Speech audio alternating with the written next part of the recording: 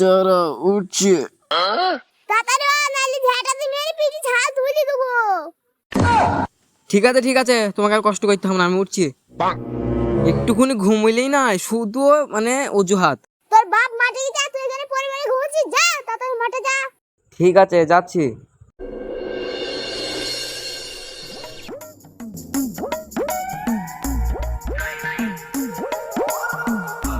বাপ তুই মাঠে যাচ্ছিস না দেখতে যাচ্ছিস?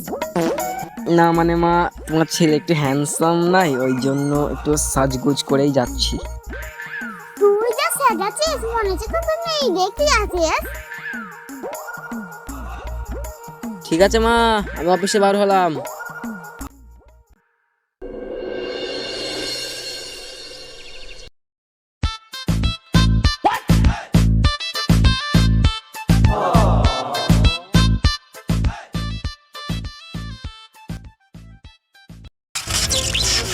এটা কি হয়েছে আমার আমার গায়ে এটা কি হয়েছে?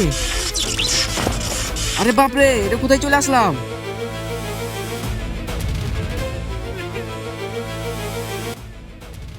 এটা তো অন্য জায়গা মনে হয়েছে। আমি আবার আব্বার কাছে যাবো কি করে?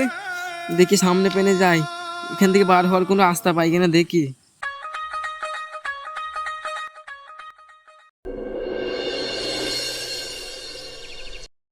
বাবা হেঁপে গেলাম, এত বড় রাস্তা, পেটেই তো দৌড়েইছে, আবার টাকাও নেই। দেখি দোকানদারের কাছে যাই, দেখি কিছু দেয় কিনা, 5 টাকা তো আছে। ও কাকা, একটা পাউরুটি দাও তো। হ্যাঁ দাঁড়া দিচ্ছি। এই নাও টাকা। তেত খেপা, এটা কি দিয়েছিস? মানে খাবার নিলাম, টাকা দিচ্ছি। এই ছোড়া খেপা নাকি, আসল টাকা দে। আসল টাকাই তো দিচ্ছি। যা ভাই, তোকে টাকা দিতে হয় না, বাড়ি যা। ও ভাই বিস্কুট দাও তো একটা। হ্যাঁ দাঁড়া দিচ্ছি। কি ব্যাপার, পাতা দিচ্ছে কেন? ও ভাই শোনো, বলো। তুমি টাকা দেওয়ার বদলে পাতা দিয়েছো কেন?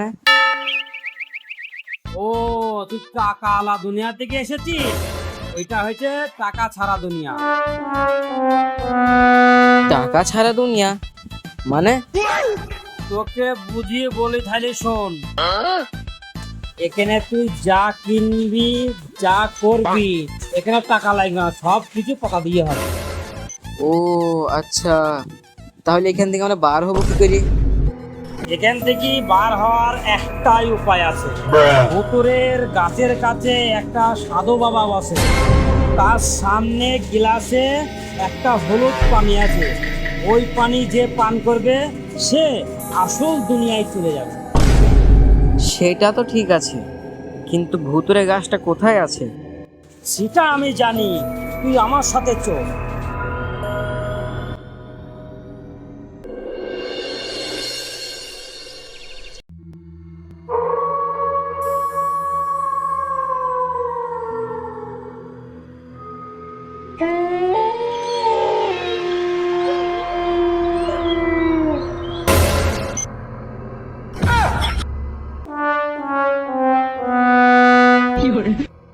সামান্য একটা গাছের ডাল পড়লে তুই প্যানে মুটে ফেললি। এখন তো অনেক কঠিন কঠিন ধাপ আছে, সেখানে তুই কি করবি?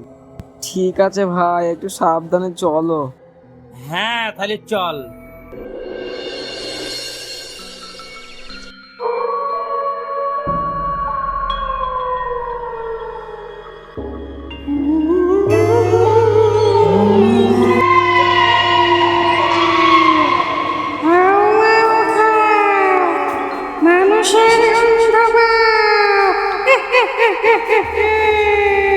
ওরে বাবা রে, এরা আবার কারা?